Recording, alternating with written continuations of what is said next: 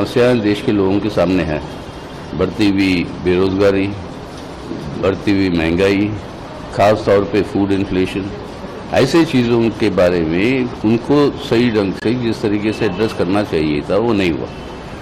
इस हालत में जो चाहिए था वो ये था कि खर्चा जो है सरकारी खर्चा वो बढ़ने की जगह सरकारी खर्चा जीडीपी के मुकाबले में अगर आप देखेंगे तो वो रेशियो जो एक्सपेंडिचर अपॉन आज परसेंटेज ऑफ जीडीपी वो घटा है।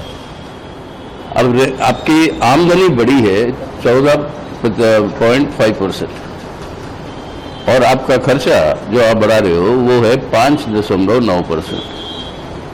तो आमदनी इतनी ज़्यादा बढ़ी है और खर्चा इतना कम है उसके मुकाबले में। इसका मतलब क्या है कि इकोनॉमी और कॉन्ट्रैक्ट होगी तो इसका मतलब है समस्याएं जनता की और बढ़ेगी। और इसके साथ तीसरा जो काफ़ी खतरनाक बात जो हुई है वो ये हुआ है कि सब्सिडीज जो है मुख्य रूप से वो उसके अंदर कटौती हुई है। फर्टिलाइजर सब्सिडी में, फूड सब्सिडी में, आपके पेट्रोलियम सब्सिडी में, इन तीनों सब्सिडीज में आपका जो है कटौती हुई है पिछले साल के रिवाइज एस्टिमेट्स के मुताबिक अगर आप देखेंगे। और सबसे बड़ी बात यह है कि रोजगार बढ़ाने के लिए जो योजना ये बनाए कि इंसेंटिव देंगे आप एम्प्लॉयर को, यानी 4 साल का आपका प्रोविडेंट फंड जो देना होगा वो एम्प्लॉयर को दिया जाएगा। अब इससे थोड़ी नौकरियां बढ़ेगी, एम्प्लॉयर को आप सब्सिडाइज कर रहे हो यानी उसके मुनाफे बढ़ेंगे। अरे नौकरियां बढ़ाना है तो इकोनॉमिक एक्टिविटी को बढ़ाना पड़ेगा ना, और वो तभी संभव है जब सरकारी निवेश बढ़ेगा। अब सरकारी खुद अगर खर्चा घटा रही है तो इसके अंदर वो इकोनॉमी एक्सपेंड कैसे होगी? बिना इकोनॉमी के एक्सपेंशन के एम्प्लॉयमेंट जनरेशन असंभव है। तो उल्टा है, कुल मिलाकर ये बजट आप देखेंगे इसका पूरा का पूरा ध्यान यही रहा कि अंतर्राष्ट्रीय वित्तीय पूंजी जो है उसकी जो सबसे बड़ी जो निशाना है वो है हमारे देश के अंदर फिस्कल डिफिसिट को कंट्रोल करना।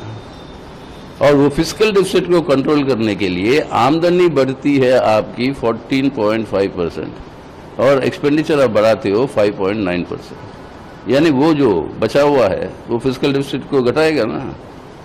तो अंतर्राष्ट्रीय वित्तीय पूंजी को उनको जो है शांत करने के लिए और इस उम्मीद से कि उसकी वजह से विदेशी निवेश जो है देश के अंदर आएगी, एफडीआई आएगी, इस उम्मीद के साथ जो आ नहीं रही वो आएगी जब देश के अंदर मार्केट बढ़ेगी। कोई भी पूंजी आती क्यों है?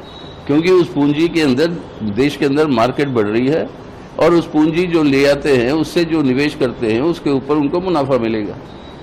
जब आपका मार्केट ही नहीं बढ़ रहा क्योंकि लोगों में खरीदने की क्षमता वो जो है वो घटती जा रही है, तो कोई भी पूंजी जो है आएगी नहीं यहाँ पे निवेश करने। और जितना भी आप इंसेंटिव दे दो जो एम्प्लॉयर को, तो उससे कोई मतलब अब रोजगार बढ़ेगा नहीं जब तक देश के अंदर डिमांड बढ़ेगा नहीं। डिमांड बढ़ाना है तो सरकारी निवेश को बढ़ाना अनिवार्य, वो नहीं हुआ। तो ये बजट फाइनली सब कॉन्ट्रैक्शनरी बजट है। इसे सिर्फ फिस्कल डिफिसिट को कंट्रोल किया जा रहा है, देश की जनता की समस्याओं को हल करने की जगह।